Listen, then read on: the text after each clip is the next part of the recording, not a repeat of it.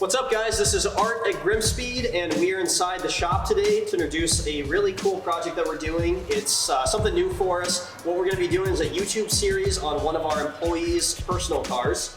This is Moochie. He's in our customer service department, and he has this beautiful 2017 STI right behind us. So the whole plan with this is we're going to be chronicling a little bit of this build. It's a typical build that we see a lot of our customers doing. If you want to break it down to stages, it would be considered a stage 3 type build with all the parts that you see in front of us here. We'll go more in depth about that. So the idea is we're going to be installing these parts. It's not going to be a step-by-step install guide, but more so what it takes and you know, the processes that go along with getting all these parts in your car, tuning it, the impressions of how it all works after the fact, and what kind of experience you can expect to have from this, since you guys are going to be doing very similar mods to your car potentially. My name is Muchee, born and raised in St. Paul, Minnesota, and this is my 2017 WRX STI.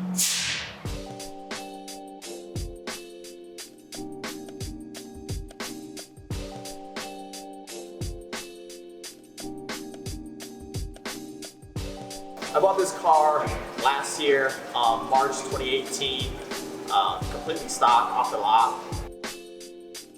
This is actually my second Subaru. I used to own a 2005 Subaru WRX STI as well. Love the car, but unfortunately it's just the old age, the technology that it was lacking, which is why it made me opt to want to upgrade to a 2017 instead. What made me chose the STI over the 2015 Plus WRX was just basically the EJ motor. A lot of people, they could argue that yes, it's an outdated motor, but to me, I feel like it's a good platform. It's there for a reason, and there's all these parts that are available for it. Not saying that parts aren't available for the 2015 Plus WRX, but I just love how the Subaru EJ motor rumbles once you start modifying it. My first impression of the STI when I first drove off the lot was how responsive the steering was.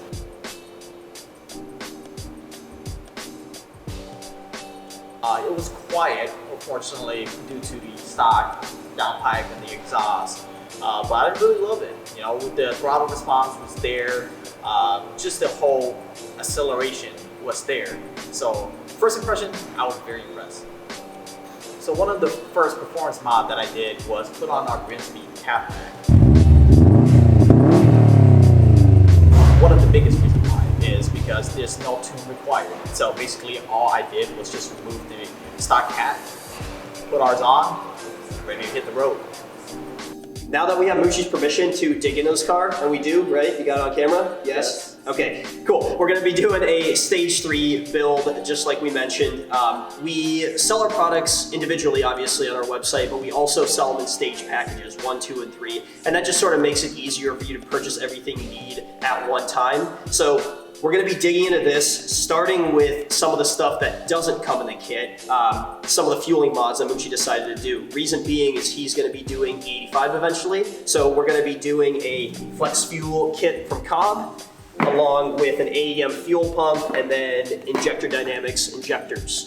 So that's something you can look forward to on the next episode. We're gonna be digging in sort of the guts of the engine and then working our way outward. So eventually we're gonna be doing the GrimmSpeed exhaust system, which is external wastegate setup, the downpipe, he already has the catback, and then we're working our way up to intercooling and intake. After that, and then a couple peripheral mods like the boost controller and heat shield and things like that, and whatever you decide to put on in between, maybe some bonus extras, we don't know. So we're going to be digging into the build, starting with, like I mentioned, the fueling stuff next episode and going from there.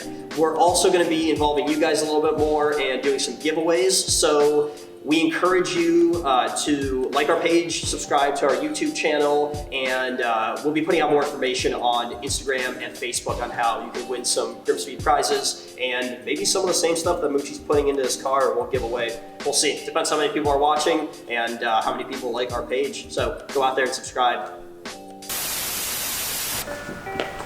What are we doing? GrimmSpeed Laundry Day, obviously. We're gonna take Moochie's awesome STI to the laundromat because we gotta do dirty laundry. I see.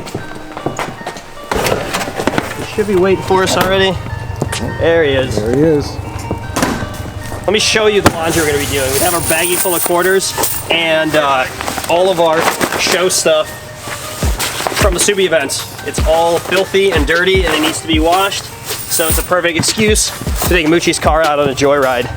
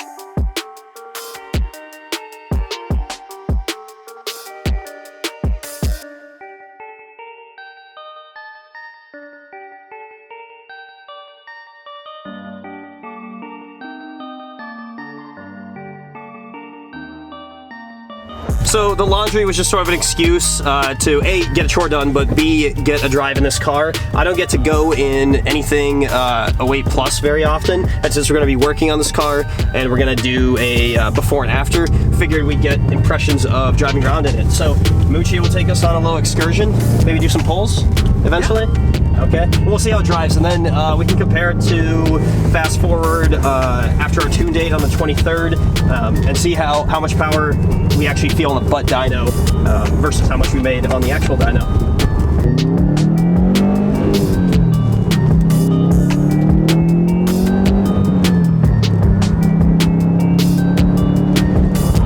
So it feels pretty much like I expected it to feel, like a stock STI. All of the 08 STIs and above are really plush, they're quiet, and the power comes on pretty nicely. It doesn't really hit you super hard like a tuned car, so we'll see once we get all the stage 3 stuff on, pro tune it, see how it feels after the fact. But right now it's a nice smooth linear power delivery. Nothing to really write home about, right? Yeah. And I guess that's why we're upgrading. Exactly.